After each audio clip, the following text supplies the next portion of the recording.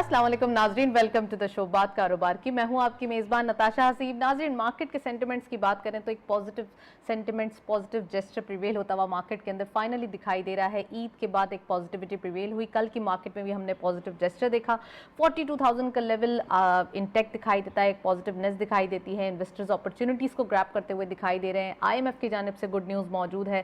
साथ साथ अगर देखा जाए पेट्रोलियम प्राइसेस के हवाले से तो वो भी एक अच्छी खबर इंसेंटिव के तौर पर सामने आई है। तमाम चीज़ें हम कह सकते हैं इकोनॉमिक डायरेक्शन में अब थोड़ी सी फ्लेक्सिबल होती हुई दिखाई दे रही हैं।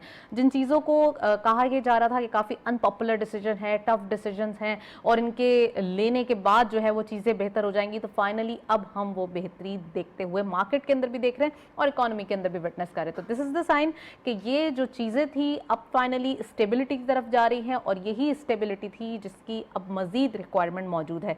आने वाले दिनों में रुपये के अंदर हम एप्रिसिएशन विटनेस कर सकते हैं और यही एप्रिसिएशन जो है वो अगेन चीज़ों के अंदर यानी कि इंपोर्ट बिल हमारा कम करते हुए दिखाई देगी। फर्स्ट सेगमेंट की तरफ चलते हैं।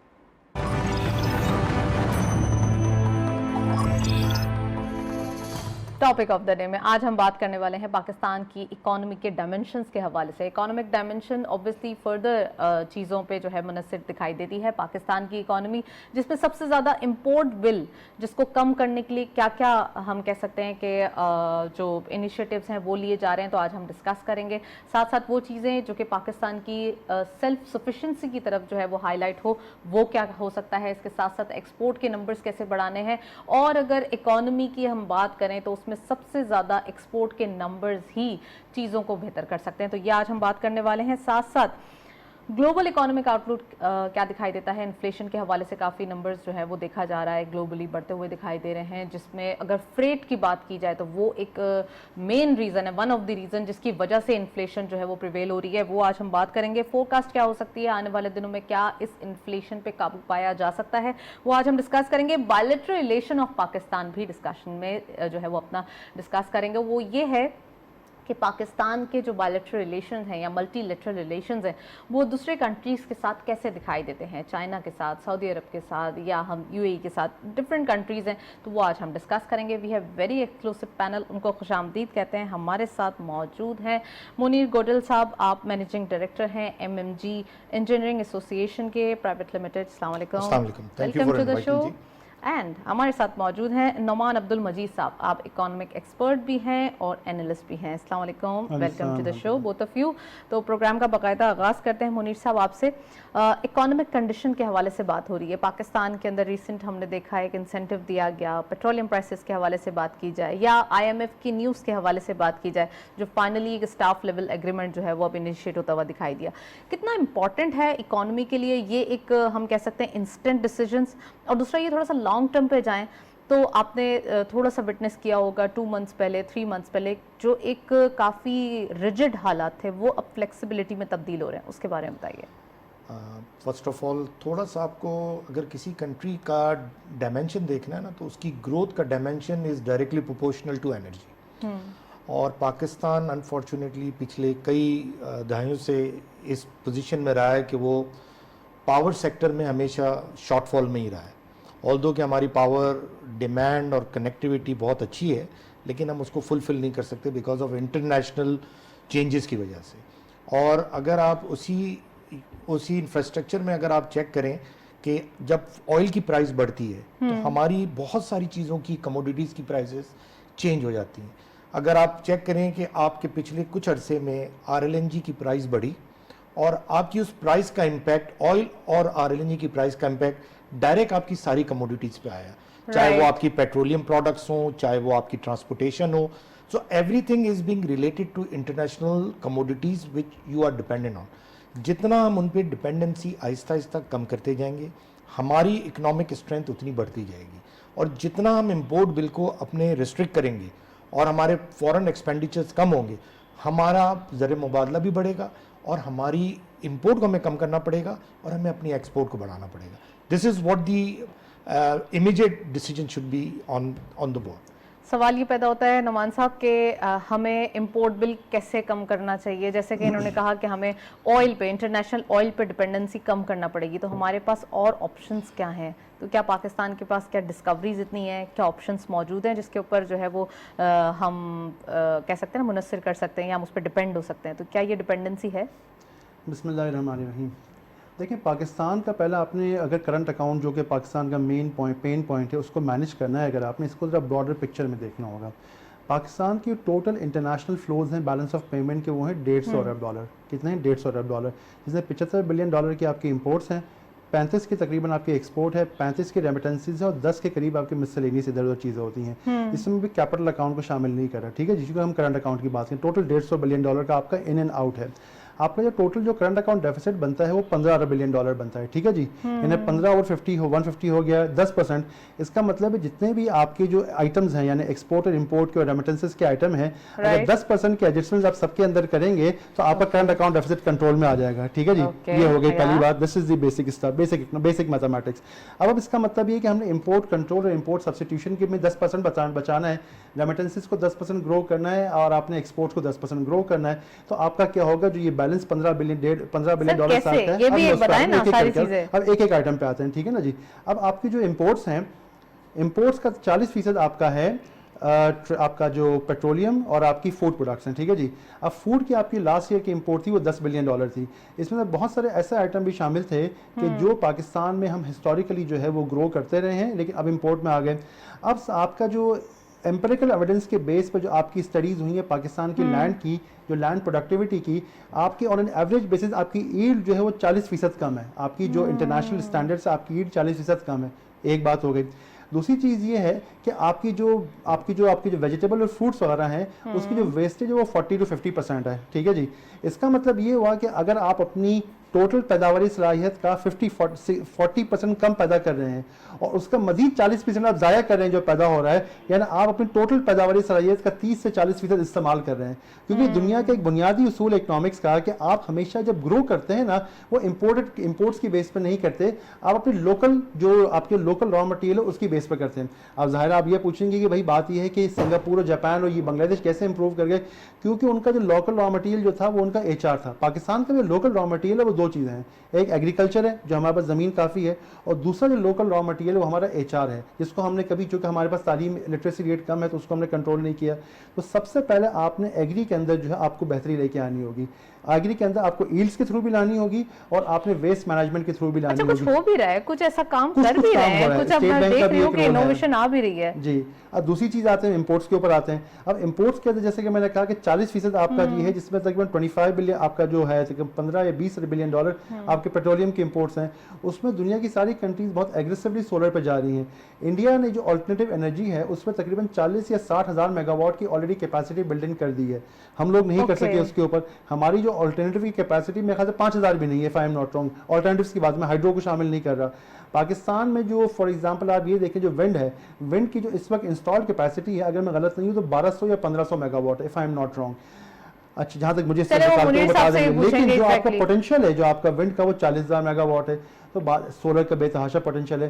तो होगा ये कि आपने ऑल्टरनेटिव्स की तरफ जाना होगा, क्योंकि ऑल्टरनेटिव्स का दूसरा फायदा ये होता है कि आपकी ग्रिड की इन्वेस्टमेंट भी थोड़ी कम हो जाती है, ठीक है, बेस लोड होता है। इस वक्त NTS वगैरह में बहुत सारे इलाकों में ये हुआ है, छोटे गाँव वगैरह में लोगों ने सोलर्स इंप्लीमेंट करके, सोलर्स इंस्टॉल करके अपनी जो ये मुस्तकिल बिजली की ज़रूरियात थी। आप देखिए एक और भी चीज़ देखें, जो ग्लोबल ह्यूमन डेवलपमेंट इंडेक्स है या ईज ऑफ डूइंग बिजनेस है, उसके अंदर पिछले चंद सालों में एक्सेस टू इलेक्ट्रिसिटी और एक्सेस टू इंटरनेट को शामिल कर दिया गया है। वैरायटी ऑफ थिंग्स जो है वो पॉइंट आउट कर दी है। तो मैं मुनीर साहब से पूछती चलूं। मुनीर साहब प्लीज ये बताइए कि सबसे पहले एक ऑल्टरनेटिव्स पे हम क्यों नहीं जाते? एनर्जी क्राइसिस हमेशा से एक मसला हो जाता है। समर सीजन आता है, यहाँ जब एसीज जो है वो चलना शुरू होते हैं और जब एक रिक्वायरमेंट होती है कि बिजली तो ज़रूर आनी चाहिए, फ़ैन के बगैर बैठा नहीं जा रहा, जब बिजली के क्राइसिस पैदा हो जाते हैं, तो क्या हमारी अगर थोड़ी सी प्रेजेंटली बात करें तो इतनी तैयारी नहीं थी? क्या हमने पिछले साल कुछ नहीं किया या पिछले कुछ सालों में, या फिर ऐसा है कि अब हमें जो ऑल्टरनेटिव्स हैं उनके ऊपर फोकस ज़्यादा करना है? जैसे कि सोलर के ऊपर प्राइम मिनिस्टर साहब का भी विजन है कि अब फोकस जो है वो सोलर इंडिविजुअल प्लांट्स के ऊपर हो, या फिर अपने अपने हाउस में जो है वो इंस्टॉल कर लिए जाए, तो चीज़ें बेहतरी की तरफ आ सकती हैं। लेकिन इसको एक आपको बहुत जैसे मेरे दोस्त ने फरमाया, थोड़ा सा अगर इसको और ब्रॉडर स्पेक्ट्रम में देखें और आई एग्री कि हमारा Without feeling demoralization. $150 बिलियन जो आपका टोटल ट्रेड का चल रहा होता है, उसमें अगर आप देखें तो $20 बिलियन का सिर्फ आपने $18 बिलियन का सिर्फ HFO मंगाया है, फर्नेस ऑयल इंपोर्ट किया है लास्ट 10 महीनों में। और अगर आप देखें आपके पास 41,000 मेगावाट आज मौजूद है जो कि इंस्टॉल्ड है, 41,000 मेगावाट, जबकि हाइड्रल सिर्फ 9,800 या 10,000 है जी। और जो अंडर डेवलप है वो तकरीबन कोई उनका जो टारगेट्स हैं 2029 के, it is going to be more और लेस 20,000 मेगावाट्स और 2025 में it is going to be 12,000। तो जितना हमारा थर्मल पे डिपेंडेंसी कम होती जाएगी और हमारी रिन्यूएबल्स और हाइड्रल के पोटेंशियल को हम बढ़ाते जाएंगे तो हमारी इंटरनेशनल डिपेंडेंसी ऑटोमेटिकली कम होती जाएगी। ऑल्दो जब आप इस वक्त जो इंटरनेशनल प्राइजेस हैं और जो आपका पिछले साल का अगर आप देख लें 2020-21 जो आपका इंपोर्ट था वो सिर्फ $9 बिलियन था, फर्नेस ऑयल की इंपोर्ट सिर्फ $9 बिलियन। सर आपको याद होगा कि हमने पिछले कुछ सालों में एक्सपोर्ट भी किया है, पिछले 2 साल की बात कर रही हूँ मैं। और फर्नेस आप ऑयल। सिर्फ ऑयल की प्राइस इंटरनेशनल चेंज होने की वजह से और डिमांड बढ़ने की वजह से इस साल 10 महीनों में हमने 2021 एंड 22 हमारा इंपोर्ट हो गया $15 बिलियन। तो I think about it is 95% it has been enhance. Hydel आपका लिमिटेड है, विंटर में वो डाउन होता है, इट्स वेरिएबल। सो आपको हाइड्रल को पुश करना पड़ेगा, आपको रिन्यूएबल्स को अपने सेटअप में लाना पड़ेगा, आपको सोलर भी लाना पड़ेगा, आपको विंड भी। आपके हाइड्रल का potential as of today has been proven by 50,000 megawatts. जैसे मेरे दोस्त ने कहा कि 40,000 मेगावाट विंड कॉरिडोर में मौजूद है, बट इंप्लीमेंटेड क्या है जी, टोटल इस वक्त रिन्यूएबल आप मैक्सिमम 6% एनर्जी मिक्स का है और आप उसको जो पिछले महीने आपने मई के महीने में इस्तेमाल किया वो 3% किया है। राइट। और आज की जो डिमांड जून की है वो 28,000 मेगावाट है और आप 21,000 मेगावाट प्रोड्यूस नहीं कर पा रहे। उसकी रीज़न सिर्फ ये है कि हम डिपेंडेंट है इम्पोर्टेड फ्यूल पे। जब तक हम उसको कंट्रोल नहीं करेंगे, एक शॉर्ट टर्म है एक लॉन्ग टर्म है, हम एडॉक पे डिसीजन नहीं ले सकते। तो हमेशा शॉर्ट टर्म पे क्यों ही डिपेंडेंट किया जाता है, क्यों शॉर्ट टर्म मेजर्स को ही फौरन ग्रैब किया जाता है? अनफॉर्चुनेट हमारे यहाँ एडॉक डिसीजन इसलिए होते हैं कि हम कोई लॉन्ग टर्म प्लानिंग नहीं करते।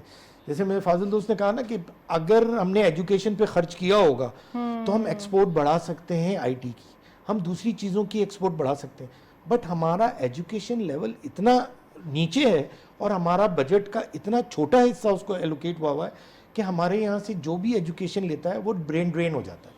They want to go abroad, they don't want to live here because उनको सिमिलरली अगर आप देखें तो आपके पास सेक्टर कौन सा है, एग्री, जैसे इन्होंने कहा, और एग्री में भी आपका जो मेजर इंपोर्ट और एक्सपोर्ट का अगर आप एक रिलेशनशिप देखें तो टेक्सटाइल इंडस्ट्री। टेक्सटाइल आपके पूरे बिजनेस का अगर आप टर्नओवर देखें, जैसे अभी बात हुई $20 बिलियन और $24 बिलियन आप टारगेट कर रहे हैं सिर्फ टेक्सटाइल से। There is nothing else, we are not exporting anything bigger than that. हर महीने का $2 बिलियन का है। अगर वो सेक्टर सफर करता है तो कंट्री की हर चीज डिसबैलेंस हो जाती है। तो यू आर स्टक। आप ये देखिए राइट, चलें जी रोमान साहब प्लीज। $25 बिलियन की आपकी जो है ना, अभी अगर हम अगले 6 महीने का देखें तो आपकी जो फूड और आपकी जो कमोडिटी प्राइसेस, जिसमें आपके फूड और आपका पेट्रोल शामिल है, जितना पैसा आप उससे बचाएंगे तकरीबन आप जो है इस वक्त अगर आप मोटा मोटा हिसाब लगाएं ना तो आपकी जो पेट्रोल और फूड की इंपोर्ट्स हैं वो आपकी टोटल एक्सपोर्ट के बराबर है। मोटा मोटा बता रहा हूँ, थोड़ा बहुत ऊपर नीचे होगा, ठीक है ना। यानी अगर पेट्रोल और फूड की प्राइसेस में एक्सपोर्ट साइड पे 10% कमी आती है, सॉरी इंपोर्ट साइड पे 10% कमी आती है और यहाँ से आप 15 या 20% आप नीचे चले जाते हैं तो ये ऑफसेट हो जाएगा, बहुत ज़्यादा तो ऑफसेट हो जाएगा, बल्कि शायद ज़्यादा भी हो जाए। चुनाचा स्ट्रक्चरल इश्यूज जो है ना आपके एड्रेस नहीं होंगे। स्ट्रक्चर देखिए 5 साल की प्लानिंग का तो सबसे बड़ा फुकदान मसला ये है कि हमारे यहाँ पिछले 5 साल में 5 प्राइम मिनिस्टर चेंज हुए हैं, तो ऑटोमेटिकली जाहिर है कि जब सियासी हुकूमतें 7 फाइनेंस मिनिस्टर चेंज हुए हैं, तो ऑटोमेटिकली जब इतनी सियासी हुकूमतें चेंज होंगी तो लॉन्ग टर्म प्लानिंग करेगा कौन। अभी भी आप ये देखें ना कि अभी हमने IMF के साथ जो स्टेटमेंट अग्री किया है तो ये बहुत ज़रूरी है कि इसको 2 साल के या 3 साल के पर्सपेक्टिव में देखा जाए। लेकिन मैं हमेशा एक बात कहता हूँ कि अगर आपने कोई भी सियासतदान या कोई भी सियासी हुकूमत कहती है, और बड़ा इंपॉर्टेंट पॉइंट है कि भाई हम ओवरनाइट जाके IMF से छुटकारा हासिल करेंगे, वो झूठ बोल रहा है, ये पॉसिबल नहीं है। आपने 3 से 5 साल का प्लान करना पड़ेगा ना, फिर ऑपोजिशन की जानिब से तो ऐसे ही सवाल आते हैं। 3 से 5 साल का प्लान करना होगा आपने कि आप जो है किस तरीके से स्ट्रक्चरली लेके चल सकते हैं। IMF हमेशा आपसे मीडियम टर्म आउटलुक की बात करता है। कल भी IMF ने जो अपनी प्रेस रिलीज जो है अपनी जो शेयर की थी, उसमें उन्होंने यही बात कही थी कि आपने देखें कि ये पैरामीटर्स जो आपने एग्री किए हैं, जिसमें आपका इंस्टीट्यूशनल फ्रेमवर्क एग्री करना है, आपने इन्फ्लेशन को कंट्रोल करना है, XYZ करना है, तो ऑटोमेटिकली। लेकिन बात ये है कि देखिए जैसे मुनीर साहब ने कहा कि हमारा जो मसला क्या है पाकिस्तान का, हमारी ये इंपोर्ट्स है ना, अगर आप पाकिस्तान के इंपोर्ट का ब्रेकअप देखें, इंपोर्ट बहुत वाइड स्प्रेड है। ये बड़ा इंपॉर्टेंट फैक्टर है कि इंपोर्ट आप पेट्रोल भी करते हैं, राइट। लोकल डिपेंडेंसी क्यों नहीं है नवाज साहब, ये बताइए ना थोड़ा सा कि लोकल डिपेंडेंसी जब हम करते भी हैं कि हाँ यार हमारी लोकल डिमांड है, इसको लोकली फुलफिल कर लिया जाए तो ज़्यादा बेहतर है इंपोर्टेड आइटम से, तो क्या वो इतनी क्वालिटी होती है जो कि लोकली डिमांड को भी जो है वो सेटिस्फाई कर सके? बहुत सारे इशूज़ हैं, कॉम्प्लेक्स इशूज़ हैं। मिसाल के तौर पर आप देखें कि हमारे यहाँ इस वक्त जो इंटरेस्ट रेट चल रहा है 17-18% चल रहा है। आप जब कोई इंडस्ट्री लगाते हैं ना, कोई भी इंडस्ट्रियलिस्ट होता है, वो 5 साल का आउटलुक लेता है। आज से 5 साल पहले पाकिस्तान का इंटरेस्ट रेट कितना था? 5% था, फिर 13% हुआ, फिर 7% हुआ, फिर 18% हुआ। अब पता नहीं आने वाले दिनों में कितना होगा, शायद 10% पे आके स्टेबलाइज हो। बात ये है कि अगर आप सोचें किसी शख्स ने फॉर्मल सेक्टर में कोई इंडस्ट्री लगाई, तो आप इतनी रेट वेरिएशन के साथ कैसे सर्वाइव करेंगे? 13% के बाद 15% करें ना, फिर वो आप काइबोर और उस पर चले जाते हैं। मैं वही तो 15% तो अभी चल रहा है, तो इसमें आप जो है ना गालिबन इसमें काइबोर के पास अगर आप ग्रीनफील्ड लेने जाते हैं तो काइबोर प्लस 4 पे या 3 पे मिलता है, कम 3.5 से 4 पे मिलता है। अगर आप बहुत बड़ा ग्रुप है, बहुत ही अच्छा ग्रुप है, तब भी ग्रीनफील्ड आपको जो कि बैलेंस शीट है तो आपको ग्रीनफील्ड में 1-1.5% पे दे देंगे। तो अगर आप तब भी आके 16-17% बन जाता है, जो कि फीजिबल नहीं है। ज़रूरत इस समर की है कि आपकी इकोनॉमी में कंसिस्टेंट बेसिस पे एक सर्टेन इंटरेस्ट रेट फ्रेमवर्क हो, उसके बाद जाके आपके मुल्क में इंडस्ट्री लगेगी। अब इंडस्ट्री लगाने के बड़े सारे मसले हैं। अब ये है कि आप मिसाल आप जो है इक्विपमेंट की मैन्युफैक्चरिंग नहीं करते, हालांकि हमें सदियों से पाकिस्तान जो है ना, एक ज़माने से हम टेक्सटाइल मैन्युफैक्चरर हैं, लेकिन हमारी टेक्सटाइल मशीनरी सारी इंपोर्टेड होती है। इस पर हमने तवज्जो ही नहीं दी कि हमारी टेक्सटाइल मशीनरी के साथ साथ रॉ मटेरियल भी, केमिकल्स भी हमारे इंपोर्ट होते हैं। तो देखिए it's a series of thing. अब देखें ना कि अब कुछ देर पहले मैंने आपसे बात की एग्रीकल्चर की बात की, ठीक है ना, कि एग्रीकल्चर पे जो हमारा यूटिलाइजेशन रेशियो ऑफ रिसोर्सेज वो 25-30% से ऊपर नहीं है। आप HR को देख लें, मैं मोटी मोटी चीज़ आपको बताता हूँ।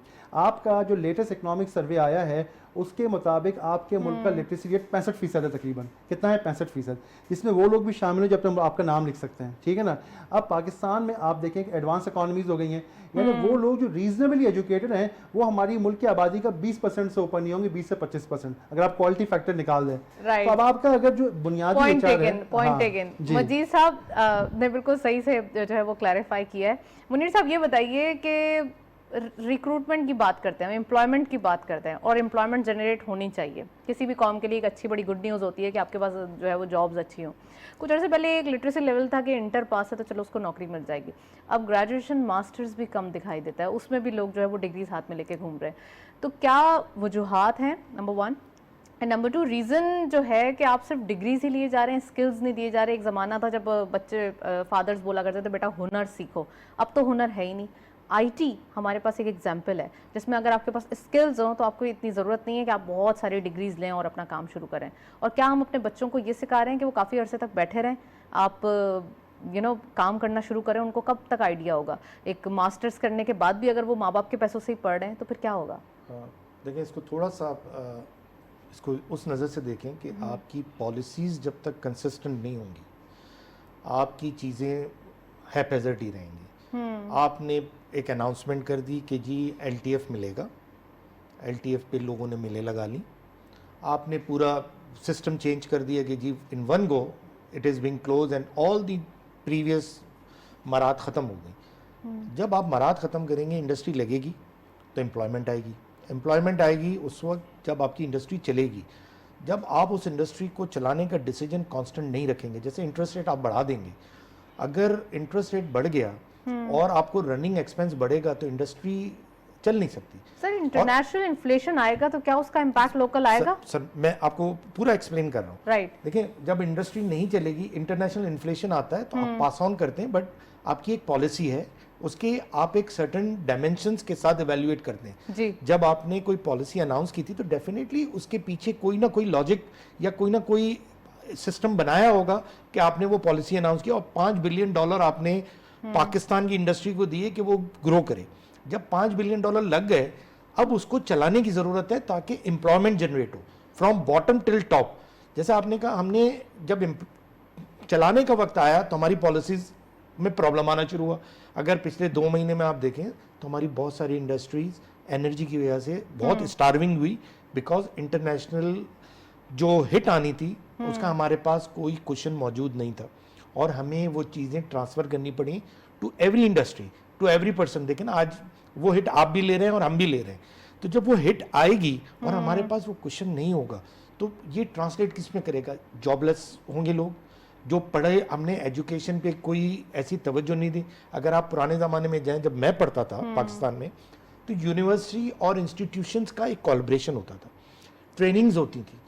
मैं इंस्टीट्यूशंस और इंडस्ट्री की कोई कोलैबोरेशन देखता ही नहीं हूँ कि इंजीनियर या कोई डॉक्टर आ रहा है तो उसकी वो प्रोफेशनलिज्म हो, या कोई आईटी का जिसको एक्सपीरियंस हो, और जो एक एमबीए भी निकलता है और एक किसी अच्छे इंस्टीट्यूट से निकलता है, वो फील कर रहा होता है कि he will get the job at the demand what he is saying, but उसका स्किल उस टाइप का नहीं है कि उसको जॉब एलोकेशन मिल सके, बिकॉज उसकी ट्रेनिंग उस तरह नहीं हुई। सो आपको ये तमाम चीज़ों को लेके चलना पड़ेगा, एजुकेशन को भी फोकस करना पड़ेगा, आपके इंस्टीट्यूशंस आपको लाने पड़ेंगे, आपको यूनिवर्सिटीज़ लेवल पे भी एजुकेशन को करना पड़ेगा, और ये प्राइमरी से चलेगा, ये सिर्फ यूनिवर्सिटी लेवल पे काम नहीं होगा, ये फ्रॉम बॉटम टिल टॉप जाना पड़ेगा, तब जाके ग्रास रूट लेवल से होगा जब होगा काम। जी।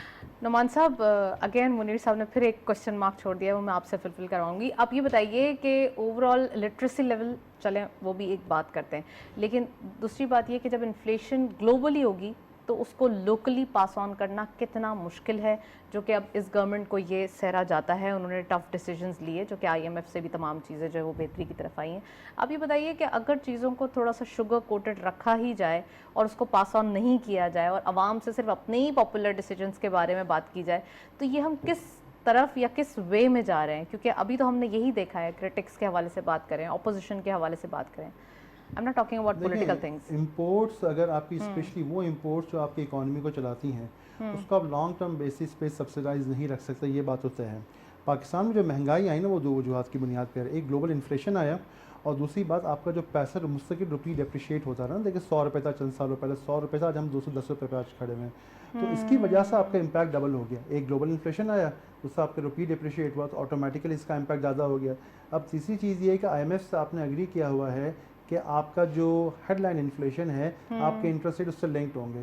चुनाचे होता ये है कि आपका इंटरेस्ट रेट भी बढ़ और गया, रुपये भी फ्री फ्लोट है, रुपये तो चलो फ्री फ्लोट कहने को है, लेकिन किसी हद तक स्टेट बैंक कुछ ना कुछ मैनेज करता ही रहता है, कुछ ना कुछ पैसे पंप इन करते ही रहता है, वो उतना बहुत ज़्यादा मैनेज नहीं है, लेकिन अगेन होता तो अपना कंट्रोल होता 200 नहीं, लेकिन वो तो पैसा ही नहीं है डालने के लिए तो पैसे होते तो डाल देते, लेकिन पैसा ही नहीं है तो कितना पंप इन करेंगे, तो किसी ना किसी हद तक देखिए इसकी भी अगेन ये बहुत सारी चीज़ें। पाकिस्तान का जो historical average rate of depreciation है वो 5% रहा है, पिछले 4 सालों में 7% हो गया था, तो 5% एनुअल डेप्रिसिएशन इज ओके, आप समझ लें कि ये हमारे पिछले 50 साल से चल रहा है।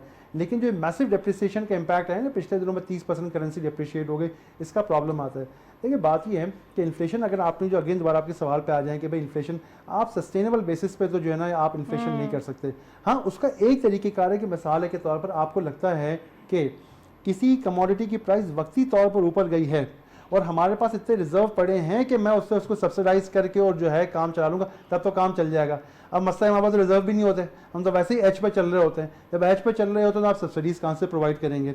ये तो हो गई एक बात। अच्छा, मैं एजुकेशन का चूँकि बात है, मैं एजुकेशन पे बात, आप जानती हैं कि मैं सैलानी के एजुकेशन बोर्ड का चेयरमैन भी हूँ, बात ही हम लोग काफ़ी काम करें, तो ज़ाहिर है कि पूरी जो एजुकेशन इंडस्ट्री से हमारा रब्ता रहता है, तो हम देखते रहते हैं। देखिए पहली चीज़ तो ये है कि आज भी मार्केट में जॉब्स अवेलेबल हैं, मैं आपको ये यकीन से कह सकता हूँ कि अगर आप अच्छे हैं, आपकी कम्युनिकेशन ऐसी। अब मसला ये है कि एक चीज़ होती है मार्केट में जॉब का ना होना, और एक होता है स्किल मिसमैच, जैसा गोयल साहब ने इसकी तरफ इशारा किया, कंपटीशन है ना, कंपटीशन मिसमैच है कि जो स्किल सेट इंडस्ट्री चाह रही है, क्या वो यूनिवर्सिटीज़ प्रोड्यूस कर रही है कि नहीं कर रही है। अब मैं आपको छोटी सी मिसाल देता हूँ, इंडस्ट्री चाहती है कि बच्चे वो निकले हैं कि जिनकी कम्युनिकेशन स्किल ठीक हो। अब मसला ये हो रहा है कि हमारे यहाँ जो बच्चे मास्टर्स करके भी निकल रहे हैं, वो एक पेज अंग्रेजी के प्रॉपर नहीं लिख सकते, 5 मिनट अंग्रेजी में फ्लुएंटली बात नहीं कर सकते। लैंग्वेज बैरियर भी बहुत, लैंग्वेज का बहुत बड़ा इशू है हमारे यहाँ, जो कि नहीं है। लेकिन अगर आप एक सर्विस बेस्ड इकोनॉमी में जा रहे हैं, आप देखें कि सब हमारी IT कंपनीज हैं, मैं बड़ी IT कंपनीज को जानता हूँ जो खुद कह रहे हैं कि हमें चूंकि इंडस्ट्री से लोग नहीं मिल रहे, वो हज़ारों की तादाद में बच्चे खुद ट्रेन कर रहे हैं। तो देखें आने वाले दिनों में एग्जैक्टली वो स्किल्स वही प्रोवाइड कर रहे हैं जो उन्हें रिक्वायर्ड है। लेकिन बात ये है कि मैं ये समझता हूँ, मेरा ये ईमान की हद तक मानना है कि पाकिस्तानी कौम का सर्वाइवल सिर्फ एजुकेशन में है। हमें अपनी नेशनल प्रायोरिटी नंबर 1 को एजुकेशन बनाना होगा। एजुकेशन ठीक होगी, आपके सारे मामला ठीक हो जाएंगे। आप जो है, और गवर्नमेंट ने, प्राइवेट सेक्टर ने और अफराद ने इंडिविजुअल लेवल पर, अगर आप करियर काउंसलिंग भी होनी चाहिए, क्योंकि जी, कितने बिल्कुल ही होनी बच्चे चाहिए। ऐसे होते हैं जो कि बहुत अच्छा पढ़ते हैं लेकिन करियर काउंसलिंग ना होने की वजह से वो थोड़ा सा बीच में जो है वो शैटर हो जाते हैं। तो यार पॉइंट टेकन। मुनीर साहब से पूछते हैं। मुनीर साहब, एफडीआई के ऊपर बात करते हैं। लास्ट प्राइम मिनिस्टर ने तो कहा था यहाँ से एफडीआई आ गया, वहाँ से एफडीआई आ गया। तो आप क्या समझते हैं कि 2017 के बाद से अगर हम स्टॉक मार्केट को देखें तो एक अप्रॉक्सीमेटली सेलिंग ही देखी गई फॉरेनर्स की। अगर हम एफडीआई की बात करें तो यहाँ भी इतना कोई बड़ा चंक एफडीआई का मौजूद नहीं है पाकिस्तान में। क्या करेंगे सर हम आने वाले दिन डायरेक्ट कैसे हैं? इन्वेस्टमेंट एफडीआईज जब तक डायरेक्ट इन्वेस्टमेंट्स नहीं आएंगी ना, लेकिन 2-3 चीज़ें हैं आपको उसको एक बड़े स्पेक्ट्रम में अगर आप देखें तो एक तो हमारा टैक्स रेशियो हमको बढ़ाना पड़ेगा ओवरऑल। टैक्स बेस जब तक हम नहीं बढ़ाएंगे we will not be in a position to fulfil our requirement. Second, जब आपने कहा एफडीआईज कब आएंगे? जब फॉरेन इन्वेस्टमेंट को रिटर्न सही मिलेगा, पॉलिसी कंसिस्टेंट होगी, foreigners are ready to invest in Pakistan. Industrialist कहते हैं आप सिर्फ हमें बता दें। अगर आपको चंद दिन पहले की बात याद हो तो लाहौर चैम्बर ऑफ कॉमर्स में मियां मंशा साहब ने कहा था कि आप सिर्फ हमें गारंटी दें, foreign investor are at your doors, Miftah they are ready to invest but give a consistent policy, because they want a consistent policy. आप जब पॉलिसी चेंज करते हैं और उनके मार्जिन चेंज होते हैं तो उनके सेंटिमेंट्स चेंज हो जाते हैं and they revert back. And then जब आप कॉन्फिडेंस डेवलप करना शुरू करते हैं और वो जब आने के लिए तैयार होते हैं तो आप again fall back sir situation आपको में आ नहीं जाते लगता हैं। थोड़ी सी पॉलिटिकल भी मामलात को कर दिया जाता है, पॉलिटिसाइज? अगर थोड़ा सा अगर हम बैकग्राउंड देखें या थोड़ा सा पास्ट में चले जाएं तो शौकत तरीन साहब जब फाइनेंस मिनिस्टर थे तो उनका बयान कुछ और था, अब जब वो नहीं रहे तो उनका बयान कुछ और है। तो ये तो सर ये तो अजीब बात है। कंट्री को एज अ नेशनलिस्ट देखना चाहिए, not as a politician. Politician उनकी पार्टी के लिए, लेकिन जब कंट्री की बागडोर आपके हाथ में आ जाती है तो then you have to be very very less. जैसे अभी आपने कहा ना कि पास ऑन किया, बड़ा हार्ड डिसीजन लिया, यस बिल्कुल सही किया। 33 रुपए की कितना क्रिटिक्स था? 33 रुपीज की बिजली बना के आपको 10 रुपए में नहीं मिल सकती, ना 12 रुपए में मिल सकती है। 33 रुपीज की बिजली का जो एवरेज आएगा आपको वही मिलेगा और उसका डिफरेंस उन्होंने डाला। We have to accept that, but वो सर्कुलेटर आज से अब नहीं चल रहा। इंटरनेशनल ऑयल कम हुए तो ये पास ऑन तो भी ये हो रहा पास है। ऑन भी होगा। और आप देखें ये सर्कुलेटर आज से नहीं चल रहा, ये बरसों का सर्कुलेटर है जो चलता ही जा रहा है और कभी खत्म ही नहीं होता। तो अगर आप चेक करें कि आज अगर गैस हम $40 पे हमको बिड नहीं मिलती, तो अगर हमने शेल गैस की प्रमोशन कर ली होती, एक्सप्लोरेशन की परमिशन दे दी होती, तो शेल गैस आपके पास मौजूद है। अगेन पॉलिटिसाइज मामला, तो वो जरा कहते हैं ना जरा सी देर हो जाती अब है। आपको हैरत अंगेज बात बताऊं कि आपके पास कोल के पावर प्लांट लगे हुए 4500 मेगावाट, उसमें से 660 मेगावाट ऐसा है जो लोकल कोल पे चल सकता है, उसके लिए भी आप इंपोर्ट कर रहे हैं। तो इसका मतलब है कि लोकल कोल आपके पास इतना अवेलेबल नहीं है कि आप उस प्लांट को चला सकें, और जो 3800-900 मेगावाट है उसको आप इंपोर्टेड दे रहे हैं। तो अगेन ये तो ज़र मुबादला। सो आप अपने रिसोर्सेज को तो डेवलप कर ही नहीं रहे, आप तो अभी भी इंपोर्ट पे ही देखे जा रहे हैं और आप अगले डेवलपमेंट्स भी उसी पे कर रहे हैं। तो renewable should be the major task and hydel to overcome all these problems. Right, gas की इंपोर्ट की बात हो रही थी। डिसीजंस अगर टाइमली ले लिए जाएं तो काफ़ी उसके अच्छे नताइज हो सकते हैं। अभी हमने देखा कि इंटरनेशनल ऑयल प्राइस की जो है वो कमी देखी गई, तो यहाँ पे पास ऑन किया गया। तमाम चीज़ें ऐसे ही सेटल की जाती हैं अगर टाइमली उनको मैनेज किया जाए। नौमान साहब, तीसरे हिस्से में चलते हैं प्रोग्राम के, और ये बताइए कि ओवरऑल हम बायलैटरल रिलेशन के हवाले से बात कर रहे हैं। अब बायलैटरल रिलेशन पाकिस्तान के कैसे दिखाई दे रहे हैं? एक तरफ यूएस था, एक तरफ सऊदी अरब था, सब नाराज़ थे। अब ज़रा दोस्तियाँ जो है वो वापस चीज़ें जो है वो फ्लेक्सिबिलिटी की तरफ आ रही हैं, सब जो है वो ज़रा खुश दिखाई देते हैं। बिलावल भुट्टो ज़रदारी साहब ये बहुत ज़्यादा एक कीन हैं कि जो हमारे फॉरेन रिलेशंस हैं वो बहुत इंपॉर्टेंट हो। अगर बात की जाए प्राइम मिनिस्टर साहब की तो वो भी बहुत डूअर हैं, वो भी चाहते हैं कि सऊदी अरब को भी उन्होंने जैसे कि इन्वाइट किया तो उन्होंने बोला जी हम आएंगे यहाँ पर। कैसे दिखाई दे रहा है ओवरऑल? देखिए, ग्लोबली जो मल्टीलेटरल फ्रेमवर्क है, जिस सिनेरियो बहुत तेज़ी से तब्दील हो रहा है। कल जो बाइडन साहब जो मिडल ईस्ट के दौरे पर हैं, वो एक मीटिंग कर रहे हैं एक नए क्वाड मीन्स 4 कंट्रीज़, जिसमें आपका यूएस, यूएई, इंडिया और इसराइल शामिल है। तो आप देखें कि इस वक्त जो मिडल ईस्ट की जियो पॉलिटिक्स हैं वो बहुत तेज़ी से तब्दील हो रही है। हम ये जानते हैं कि गल्फ़ कंट्रीज़ हमेशा से यूएस के पार्टनर रहे हैं। ये जब फॉर एग्जांपल जब किंगडम ऑफ सऊदी अरेबिया का क़याम अमल में लाया गया था, तो अब्दुल अजीज़, उसकी आप हिस्ट्री पढ़ें तो आपको उसी 1924 के ज़माने से 1920 से ही जो है उनके और आइजनहावर के ज़माने से ताल्लुकात रहे हैं। सिमिलरली अगर आप देखें कि इंडिया और इसराइल के ताल्लुकात में भी काफ़ी इंप्रूवमेंट आई है पिछले दिनों में। इसी तरह ट्रंप के दौर में एक चीज़ हुई थी अब्राहम अकॉर्ड्स के नाम से, जिसके तहत जो है यूएई में जो है हाउस ऑफ अब्राहम बनाया जा रहा है, जिसके अंदर वो कि उनका ये कहना है कि हम तमाम जो दीन इब्राहीम के जो पैरोकार हैं उनको जो एक जगह जमा करेंगे, इसमें मस्जिद भी होगी और जो है आपका सिनेगॉग्स भी होंगे और आपके चर्चेस भी होंगे।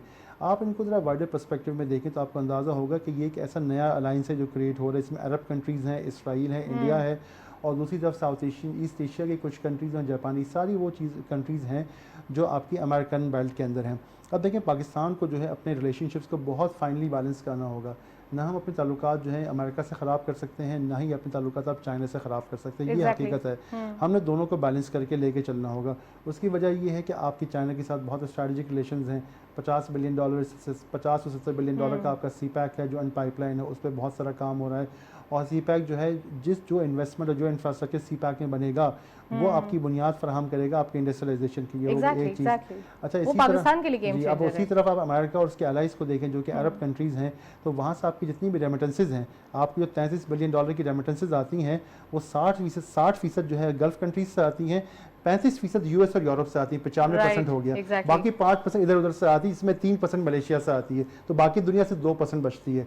तो बात ये है कि आप इसको देख लें। आज आपकी अपनी एक्सपोर्ट्स भी आप देख लें कि एक्सपोर्ट्स का भी 80-90% आपका जो है वो यूरोप और अमेरिका को जाता है। तो आपकी जो एक्सपोर्ट और रेमिटेंस प्रोसीड्स हैं, अच्छा आपकी सर्विस एक्सपोर्ट्स जो आप करते हैं, जो आपकी IT एक्सपोर्ट के हम बड़ा रोना कहते रहते हैं, वो भी सारी आपकी US और यूरोप की होती है, किसी हद तक तो सर फिर क्यों खराब किए गए थे ताल्लुकात? मैं यही कह रहा हूँ कि ये बहुत इंपॉर्टेंट सवाल है कि आपकी जितनी भी चाहे आपकी गुड्स की एक्सपोर्ट्स हो, चाहे आपकी ह्यूमन एक्सपोर्ट जो कि रेमिटेंसेज है, जिससे आप ले रहे हैं उसी को आंखें तो नहीं दिखा सकते। Goods export, human export and service export, देखिए 3 तरह की एक्सपोर्ट है ना आपकी कंट्री की। एक तो आपकी ट्रेड एक्सपोर्ट्स हैं, एक आपकी ह्यूमन एक्सपोर्ट है जो रेमिटेंसेज इंसानों का एक्सपोर्ट रेमिटेंसेज आती है, तीसरी आपकी सर्विस एक्सपोर्ट है। तो तीनों की एक्सपोर्ट जो $75 बिलियन की बनती है वो सारी की सारी वेस्ट और उसके अलाइज से आती है। तो अब आप ये समझें कि भाई मैं सबसे कर दूंगा, तो ऐसा प्रैक्टिकली पॉसिबल नहीं है। अच्छा, आपकी जो इंपोर्ट्स हैं, इत्तेफाक की बात यह है कि इंपोर्ट भी ज़्यादातर आपकी वहीं से होती हैं कि आप देख लेंगे आप गंदम वगैरह मंगाते हैं तो आप कहाँ से मंगाते हैं, और आप जो है बेसिकली ये आपका जो आपका जो ऑयल है वो भी आप अरब कंट्रीज से मंगाते हैं। तो आप अपनी इंपोर्ट और एक्सपोर्ट के लिए US और उसके अलाइज पे डिपेंडेंट है, तो जाहिर है कि इसका बड़ा इंपैक्ट है। अच्छा, इन्वेस्टमेंट आपकी सारी चाइना से आनी है, तो जाहिर है कि आपने बड़ा बैलेंस करके फाइन बैलेंस करके चलना है। ये हमारी स्ट्रेटेजिक पॉइंट ऑफ व्यू बहुत ज्यादा इंपॉर्टेंट है। क्योंकि देखिए इसमें एक चीज होता है कि आपका प्रोग्राम इकोनॉमिक्स में जियोपॉलिटिक्स में एक चीज कही जाती है, बॉर्डरलैंड्स कहा जाता है। Borderlands are always flash point. इस पे किताबें भी हैं, इस पे रिसर्च भी कही गई है कि बॉर्डरलैंड्स वो इलाके जो तहजीबों की और एम्पायर्स की बॉर्डर्स पर होते हैं, उसमें हमेशा कंपीटिंग इंटरेस्ट होते हैं and they are always flash point, जैसा कि पाकिस्तान है, जैसा कि सेंट्रल एशिया है, जैसा कि बॉल्कन्स हैं। तो चुनाचे अब ये जो कंट्रीज होती है, चूंकि इस पे ग्रेटर जियोपॉलिटिकल इंटरेस्ट बहुत ज्यादा होते हैं, तो उनको अपनी चीजों को बड़ा बैलेंस करके चलना होता है। अपनी FDI की जो बात कही, तो उस पर मैं थोड़ा सा कह दूं कि पाकिस्तान की पूरे खित्ते को देखें कि आप जो है आपकी FDI बहुत ही कम है। पाकिस्तान की जो पिछले चंद सालों में जो FDI रही है वो $1.5 से $2 बिलियन रही है। आप इसके बरक्स पाकिस्तान की नेबरिंग कंट्रीज को देखें, वियतनाम की जो FDI है वो $16 अरब है, थाईलैंड की $8 बिलियन है, तुर्की की $8 बिलियन है। हालांकि वो कैसे थे पाकिस्तान से कितना, कंबोडिया की $4 बिलियन है, बांग्लादेश की $4 बिलियन है, इंडिया की $50 बिलियन है, चाइना की $150 बिलियन है। ये तो बहुत ह्यूज हो जाएगा। हमारे अंदर जो FDI की इंप्रूवमेंट की गुंजाइश बहुत ज्यादा है। एग्जैक्टली, इंप्रूवमेंट की गुंजाइश तो है, लेकिन उसके ऊपर काम करना कितना है ये भी थोड़ा देखना पड़ेगा ना, क्योंकि अगर होमवर्क तो करना पड़ेगा, लेकिन पॉलिटिकल स्टेबिलिटी भी जो है वो मैटर करती है। अगर आप रोज एक क्रिटिक्स या रोज आप अगर गवर्नमेंट को डिसीजन लेती है और अपोजिशन की जानिब से एक मजाक उड़ाया जाता है, ना कि उसके अगर तरीके की चीज है तो उसको थोड़ा सा बड़ापन दिखा के एक्सेप्ट किया जाए, तो ये तो फिर एक काफी हम कह सकते हैं डेट्रियोटेटिंग चीजें हो जाती है। मैं किसी इंटरनेशनल कॉन्फ्रेंस में बाहर था and the speaker was from US। Perception क्या था सर? परसेप्शन बहुत ही ज़बरदस्त था उनका। उन्होंने कहा जी आप एज अ नेशन जब आप कोई डिसीजन लेने जाते हैं, तो उन्होंने कहा चाइना और इंडिया का बहुत बड़ा डिफरेंस है बॉर्डर्स का, और they are against each other on the border lines because there are some demarcations का प्रॉब्लम है। लेकिन दोनों की अगर आप ट्रेड की वो देखें, ट्रेडिंग देखें, तो it is more than $10 to $15 billion. Even के वो वीज़ा इशू करते हुए भी उस एरिया को डिमार्क करते हैं कि this not belongs to you, लेकिन वो कहते हैं कि जी business should not suffer, the business should be done. और इसी तरह आपको भी लेके चलना पड़ेगा, आपको ट्रेड हर उससे करना पड़ेगा जहां इस कंट्री का मफाद है, और आपको बैलेंस लेके सबको चलना पड़ेगा। जब तक आप बैलेंस अपनी जो पॉलिटिकल सिचुएशन को नहीं लाएंगे और आप अपनी फॉरेन मिनिस्ट्रीज हमारी अगर वो प्ले नहीं करेगी प्रॉपर राइट टाइमिंग पे, otherwise you will be in problem. क्योंकि आज भी आप सऊदीया की तरफ देख रहे हैं कि आपको ट्रेड पे क्रेडिट पे ऑयल मिल जाए, आप अमेरिका की तरफ ले चुके हैं सर अभी। आप अमेरिका की तरफ देख रहे हैं कि आप अमेरिका आपको IMF में सपोर्ट कर दे। तो हमारा हर एंगल से we need to be very very stable. Socially भी हमें होना पड़ेगा थोड़ा, सोशल यही मैटर करता है, क्योंकि चाइना की जैसे कि बात इंडिया से हमारे कितने गैर ताल्लुकात हो, बट हाँ। हमें बिजनेस अगर करना है तो इट्स अ बिजनेस। हमारे प्रेफरेंसेस अपनी जगह, बट बिजनेस इज बिजनेस। अच्छा, नौमान साहब ने कहा कि हमें थोड़ा सा अपनी एग्रीकल्चर प्रोडक्ट्स पे भी जो है वो तवज्जो देनी पड़ेगी, रॉ मटेरियल्स के ऊपर काम करना पड़ेगा। आप समझते हैं बांग्लादेश की एग्जांपल लें तो कितनी सारी चीज़ें रॉ मटेरियल वो इंपोर्ट करते हैं और उससे वैल्यू एडिट करते हैं, तो क्या हम स्मार्टली वैल्यू एडिट नहीं करते? क्या रीजंस हैं? बांग्लादेश बहुत सा, मैं टेक्सटाइल की मिसाल लेता हूँ। एग्जैक्टली मेरा पॉइंट भी वही है। टेक्सटाइल की मेजर कॉटन वो आपसे लेके जाता है, बाई करता है, वो आपसे कपड़ा लेता है, वो सिर्फ फिनिश प्रोडक्ट करता है, वैल्यू एडिट पे काम करता है। हम आज भी वो कन्वेंशनल थॉट प्रोसेस पे हैं टेक्सटाइल में कि आप धागा बना लें, यान, कॉटन से यान बना लें और वीव कर दें और वीव किसी को दे दें। वो वैल्यू एडिट की तरफ जाते हैं और एंड प्रोडक्ट उनका ब्रांड जो होता है उस ब्रांड की एक्रीडेशन लेते हैं। And if you go to Bangladesh, मैं 2010-12 में मेरा बहुत ट्रैवल रहा वहाँ पे कुछ ग्रुप्स के लिए। वहाँ का जो फार्मास्यूटिकल सेक्टर है उस जमाने में यूरोप को एक्सपोर्ट कर रहा था। हमारे यहाँ से मेरा नहीं ख्याल है कि हमारी एक दो फार्मास्यूटिकल के अलावा फार्मास्यूटिकल हमारा कितना फिनोमिनल वर्क कर रहा है। और pharmaceutical accreditation from EU is very difficult. उनकी तमाम मेडिसिन EU को जा रही थी। सो आप थॉट प्रोसेस लाएं कि उन्होंने कितना अपने आप को इम्प्रूव किया। आपकी एक्सपोर्ट से ज्यादा उसकी एक्सपोर्ट है टेक्सटाइल में, क्योंकि वो वैल्यू एडेड है। वो सिर्फ आपका धागा बनाने में इंटरेस्टेड नहीं है, ना वो सिर्फ कपड़ा बनाने में इंटरेस्टेड है। They are doing value added and value added is the ultimate. Right, Nauman sahab add करना चाह रहे हैं कुछ? ये कहना चाहूँगा, देखें आप हमारे सारे रीजनल कंट्रीज़ के एक्सपीरियंसेस को देख लें। जब इंडस्ट्रियलाइजेशन होती है ना, वो क्लस्टर बेस्ड होती है। एक पर्टिकुलर क्लस्टर को डेवलप किया जाता है। मिसाल के तौर पर सऊदी अरेबिया ने जब अपनी फार्मा इंडस्ट्री को ग्रो करना था तो उन्होंने कहा कि हमारी मिडल ईस्ट की तो टोटल फार्मा इंडस्ट्री $10 बिलियन की है, इसमें से $8 बिलियन सऊदी अरेबिया का है।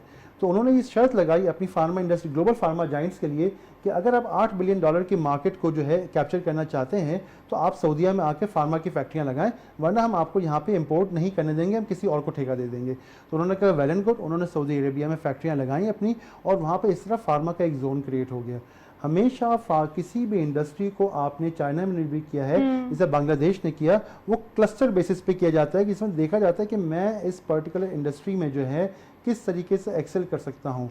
हमें इंडस्ट्री टू इंडस्ट्री अगर हम उसे पंच कर रहे हैं तो हमें एक जोन क्रिएट करना पड़ेगा, चीजों को जोन्स करना पड़ेगा, ऊपर आ जाएंगे, फिर डिबेट कहीं और निकल जाएगी। जी सॉरी, मैंने कहा डिबेट कहीं और निकल जाएगी अगर हम जोन्स पे फिर पाकिस्तान के ऊपर बात करना। जोन्स तो मैं आप बड़ा अच्छा सवाल किया, सवाल किया, उसकी वजह जवाब देता हूं आपको। मैं आपको इसका जवाब दूं। देखिए, सबसे पहली चीज तो ये है कि आपका सबसे बड़ा इंडस्ट्रियल हब है कराची।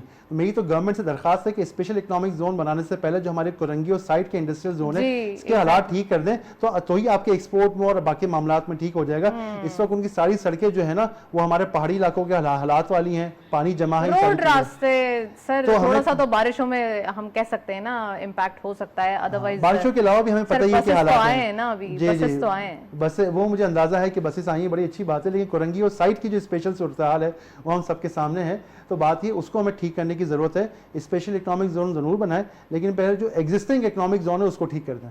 राइट अब इन्होंने बात की एग्जैक्टली अगर जब हम ये बसेस के हवाले से बात करते हैं, जब आपका जो लेबर है अगर वो बिल्कुल फ्रेश माइंडेड काम पर आएगा तो उसका एक जो काम करने की एक हम कह सकते हैं कि सलाहियत है वो भी बहुत इम्प्रूव्ड हो जाएगी। तो ये तो मैटर करता है और इस पर काम मज़ीद होना भी चाहिए। जितना हुआ है वो काफ़ी नहीं है और मज़ीद रिक्वायर्ड है।